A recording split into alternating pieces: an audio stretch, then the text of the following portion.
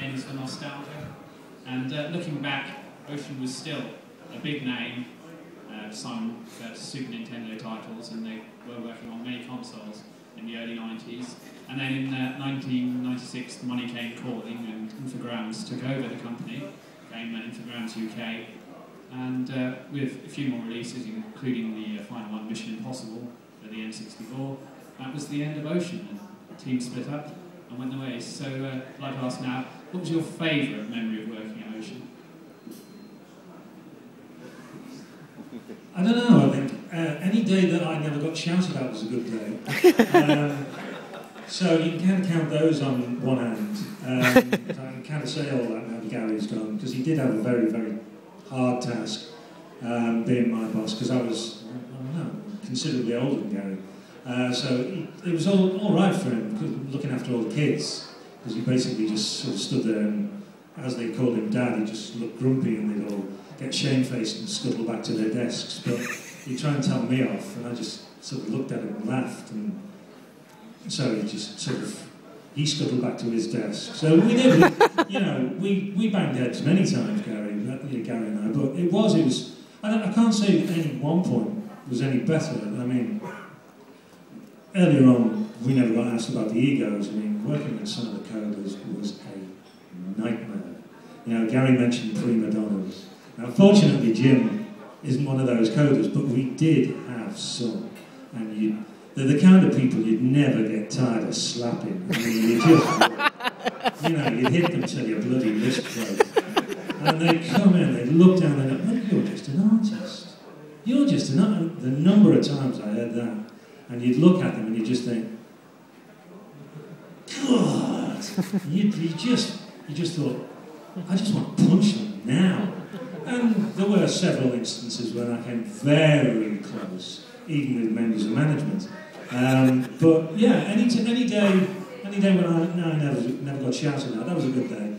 And no, they were all pretty good at Ocean. Basically, as long as I was working there, that was a good time. And the day that I was finagled out by unscrupulous middle management was the worst day of my life. But fortunately, I was long gone before Ocean fizzled out. I was taken over by the cheese-eating surrender monkeys from France. So, I'll say no more. Thank you, Simon.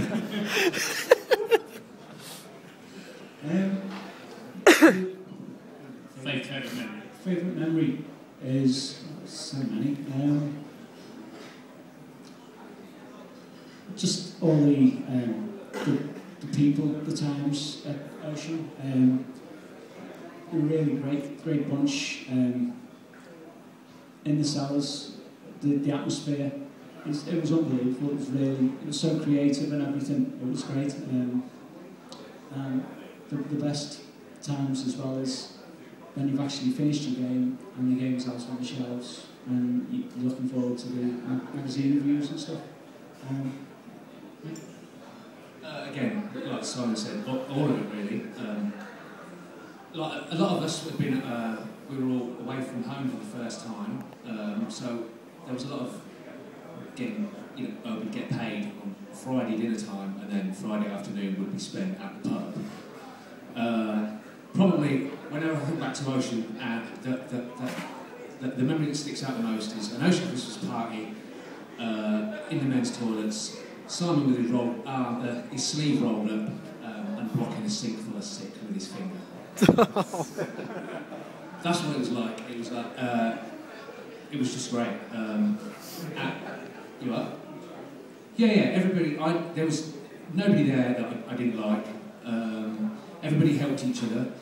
I mean, Simon took me under his wing when I started and helped make me the person I am today. So thank you for that, Simon. I'll never forget it. Just the whole thing, and certainly afterwards you realise sort of how good it was. Like at the time, I hadn't have a clue, but like looking back on it now, it was the best job I've ever had, and the best people I ever worked with. But thanks. Thank you very much. Okay, we'd like to open it up to questions. Anyone got any